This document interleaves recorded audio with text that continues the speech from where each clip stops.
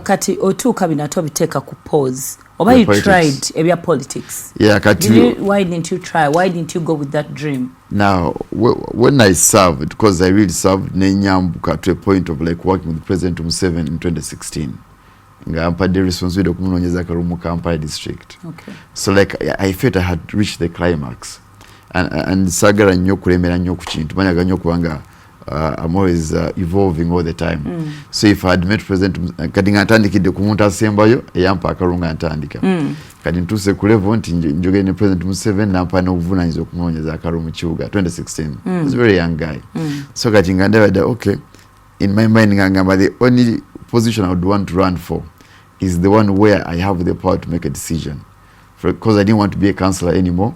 Kati nga either I'm a mayor or nga a minister or something like that, because in politics you can only help your people ngosalawo nga sinti otesa butesa kati mu kiseera nga sina capacity fuka mayor or kufuka MP or kufuka minister or something like that. So like okay, now I can't serve anymore, so nesuka nenchitera at that level. So isn't that everyone's dream? Okubeera nti ng'otuuse ku level kubanga osobola okukola ne president, awo olina okwekwata n'ogamba ano sivaawo, just like many we've seen. Of course at that time ng'obulubuwede 2016 either ng'amuzee akuwadde appointment maybe as an RDC, RCC, whatever it is, kati watabikuwadde then obeera floatinga. But I either wouldn't want to settle for RCC or something like that. Okay. I've always had a progressive mind. Kati awo nenyingiramu ekirowoozo ky'okukulembera aba boxer. That's when I went to the Federation of Boxing 2017 there, about 2018. Okay. Yeah. Now, tunatukayo mu boxing mu politics kati eno dream eddamu zuuku kaddi. And politics. What inspired you? So now, betubeera mu boxing, it's been about 8 years now. Okay. Now, the time for kuzuula nti there are challenges that we can only solve by being political. For example. Not to cut you short. Abantu abasinga benjogeddeko nabo during this period. Buli omu agamba okusinziira gy'ava nti wabeerangawo challenge ng'alaba ebirowoozo byabwe tebituuka. Does that mean ffenna tugenda kuddukira mu bukulembeze? The system is that bad. Eggwanga lyaffe this so challenging that way nti waliwo ebintu kati bitasobola kumuvinga unless nga you're closer to the powers that be.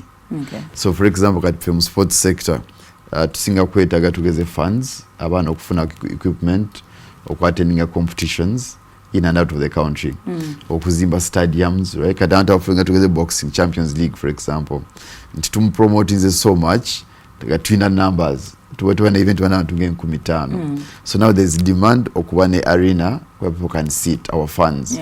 Nga waliwo good environment, baina AC, baina food, like they can be comfortable, which we don't have. Because ogenda ku arena, it's stuffy, sinyonjo, kagabantu omuntu go targeting atugeze. I'm looking at someone like you. Njojo tulao, ngoli comfortable. You have options. Also ogenda mu show ya Chameleon, ogenda ku Serena. No kujambi konde. So kati wogenda kusena the environment is beautiful. Bojambi konde wali a bit stuffy. Now my challenge as the leader of the sport or the sympathizer is to make sure I'm creating an environment that will make you stay for long hours. Now to create that we need resources. Now our way to communicate to government is through National Council of Sports. Yeto tuchikirira. Nti council bina ndoza zetu tuina zigamba abantu bali council bazitwale mu parliament etuwe sente. So you're going through a third party, right? Kati your third party watakurepresenting maybe ulungi oba watasobola convincing abali kutuwa kyetwetaaga, then you in a way you progress ebira derailed, right? So butufuna chance nga waliwo shortcut ya kuita mukalu bofuka MP. For example, kati mukunyumya abantu by Friday could be an MP.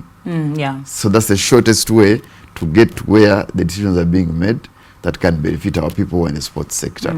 So network opportunity ako netugamba okay, whereas to an option a national council which is a longer route because they have to wait for someone else to represent you, to a shortcut nga tusobola okwetuukira, and then to analyzing factors who makes a politician already in background of politics.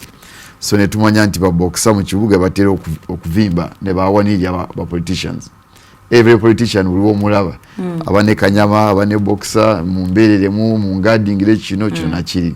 So a rich background we already have. We want to wangala nabo. So like, okay, why don't we support ourselves? Netukozesa shortcut and to parliament. So that forms why we chose to run this time around. Otherwise, there would not have been serious need. But that's one reason. Okay. Reason eyokubiri nti ne mu kibuga mwe tuwangalira tugenda okanga bannaffe bastrugglinga. People tebalina mirimu, obutale tebuzimbiddwa, enguudo si nnungi, emisolo gifuuse emisolo. Kagamba nti ndeba na Kampala Central mwe tuwangalira nabo balina challenges ezaabwe ng'abantu. Every mwaka ababwavu, sente zayingiza zezifuluma, no one can save money. Kanatenga to our community's experience in our journey. Kwa inatanyika mu counselor, music, DJ, whatever. Like we have acquired so much knowledge. Yet was and singer later on the floor of parliament. And to discussing about MPs. Maybe you can arrive at some solutions.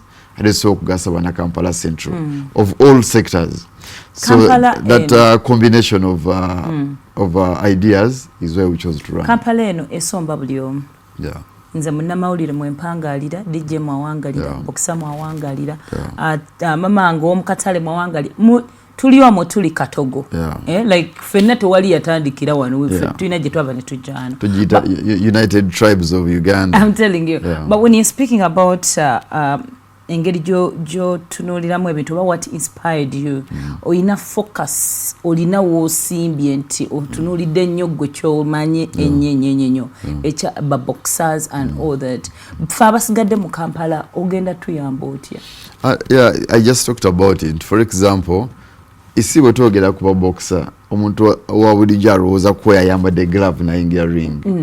Naye ate eno boxing economy, or sports economy, nti boxer baba azannya ebikonde, waliyo omuntu eyaleese stage nga muna Kampala Central, waliyo omuntu eyaleese amataala, waliwo eyaleese kamera, waliwo eyasupplyinze emmere. Bano bonna bawangalira mu kibuga and they are very challenged with the way circumstances are. For example, mwana wa boda boda kugamba nsula n'emitwalo 10 nesobola kusiiba najjo mu nsawo because we bampise nkuona binnya mbeera mu humps nsiba mu garage sente zange zikola ki zigenda. Ojja kugamba nti ndi mulwadde ngenze mu ddwaliro nsubira okusanga eddagala n'esite liriyo. So ogenda okwesanga nti bana Kampala Central era be bazaala baboxer bano be babawagira naye nabo bali challenged. Employment, tewali healthcare, bamama bafali mu butale, environment mweri eba keeping them bwavu nti omuntu ali tugeze ku Usafi market ayine ennyanya zaatu ne tayina ba customer bwaba bafunye ba sente ntono because tewali accessible. Kati ngekye ekizibu kye tukoze tutyo okufuna access ku katale kaffe tusobole okutunda ebintu byaffe. So within the community tetukola boxing 24 hours. We're also interacting with the people, abasomesa emisala gyabwe giri challenging. So ogenda okwesanga nti we all have common problems. Omanyi wali omuzungu yagamba nti human beings tutera nnyo okwalayinga on two fronts, either with common fear or common benefits. Kati fena tulina common fear mu kibuga. Baboxer bayayana, abasomesa bayayana, owa boda akaaba, owa renti, omusuubuzi, fena kati tulina ekitugatta nti buli omu ali under threat. We are under threat because there is no proper representation in parliament. Because all these issues we are talking about, solution yazo eri mu parliament. You know why? Because it's in parliament where to create appropriation ya budget yeggwanga. So the way that money is appropriated and spent, you're defining whether we get out of these challenges or to sigaramu. Don't you think the money has been appropriated bulungi? I don't think so. You don't think so? Yeah, but MP, because singa bali baza appropriating bulungi, tetwandi bade atinga tukaba bwavu. Singa wa boda boda. So you think the money is there? The money is there. You know, njagala muntu atunye Uganda eno ng'edduuka as a shop. Nti every 30 days of June tuwandiikira budget. Netugamba nti Uganda kati ena 72 trillion shillings as a budget. Kato ye capital waffe ng'ensi Uganda. Nti nga wana edduuka ng'olina mu capital wa million 10. Right? Now, the way you spend that capital, ejja kudefininga whether omwaka ogujja onookola profit ogenda kubeera mu losses. Katwala nti Uganda bwe tuspendinga 72 trillion in that financial year, tugenda okutuuka 3/4 into the year nga tuli mu kwewola sente endala ku topping up. Kitegeeza nti zino ze tubale nazo tuzisipendinze bubi. Bantu bazisipendinze misaala, travels, kugenda bweru, okitegera pa DM kati sente zaffe ezibadde 72 trillion tugenda mu mwezi ogwokuna ogwokutaano nga zize ku 3 ezisinga ba MP wazitambuddemu bo simanyi baguze moroke ennungi bintu ebityo bali mu kukola bintu bitatugattako kati sente wezine appropriation si nnungi singa badde bazispendinga bulungi badde bazimba mutugeze factories bichi nga tugamba akati Loza priorities zaffe because watunulira last year's financial year budget ya fuluma government yateka nnyo sente nyingi mu security loza priority kuzolowooza esingira ddala yandibadde eragawa sente zino tuziteeka mu bintu multiplying kat for example so like one way today wokawoka if you look around nenkuza nti ndagaako ekintu ekikolebwa mu Uganda nga kiri made in Uganda wano today wokawoka osobola takifuna yet kati ebintu yetina made in Pakistan, China, USA bichi kitegeeza nti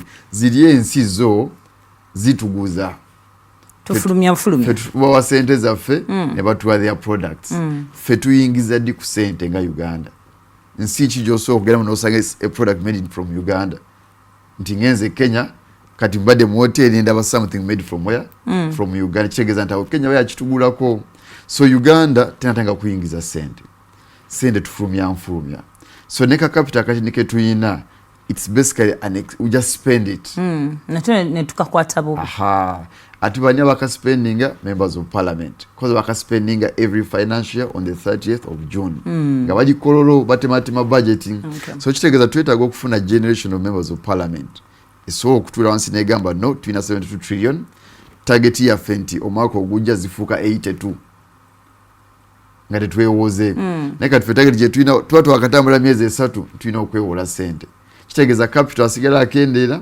tuli mu mabanchi ranti abantu asinga bagamba nti we are highly indebted as a country so that's why to see at the moment we stay indebted that way it trickles down kufe abatali mu parliament koyo mama ali mu kyalo because fena China sente ate fa bayina okukola tuwe emsolo kati ulimu natanga okunenya munne kulwaki wakoze woti wagize woti nenga nekitukuba tetukola ki tetukimanye kitukuba kiri ku level ya parliament and I think the most critical position in the government leadership or structure is parliament but ebisale bisinga ndaba bana Uganda abamba baine bekubira emiranga abamu ne bagamba but the question others mulekera okusaba buli kimu because most of the time tuliranya ntungaga government tuyambe omuna Uganda ina kabira because naba kabira government sometimes they are stopped kati muna Uganda first of all one to blaming the government sometimes civic education ntinde katula tugenda mu kulonda abantu abasinga tebamanyi na kwaki tugenda kulonda tebamanyi na kansala ayawukanyawo ku MP onangasizaawa agenda kukola kiriwa tamanyi kino mba noze MP ngena mu banjaki so tetuyina ekyo katulonda bulunzi just kutuusa mukolo and that's a big failure on the side of government nti kati abantu bawudisa ne batambulirawo tamanyi kiddako kati people we have been turned into mature beggars buli gwosanga njakyayo kati kifuuse nomo naawo nti nowe emyaka 7 asabiriza nowe 10 nakolaki era betwetwera mu campaign train ngosanga omusajja emyaka 5 mani mpayo you understand everyone we are all like this Hafi no one has ever gotten rich or better ngaita mukusabiriza tekibangayo not anywhere in the world abakochayo bocha you think it is intentional for government obutasomesa abantu now the challenge first of all it could be intentional obanga people don't even know the government maybe techimanyi we need to educate people but again why they need to vote for members of parliament and what kind of caliber it should be so that was okubateeseza ebibagattako by investing centers abo bulungi tusobola okutanga okuprofitinga n'abantu okufuna cash mu nsawo zaabwe kakati newesanga nti fe tulonda ba MP ntono yasinga okunziikirako ye neighbor wange twakula naye kandi nga reasons abantu ze bakuba nga balonda kaziri very opposite of what you're going to do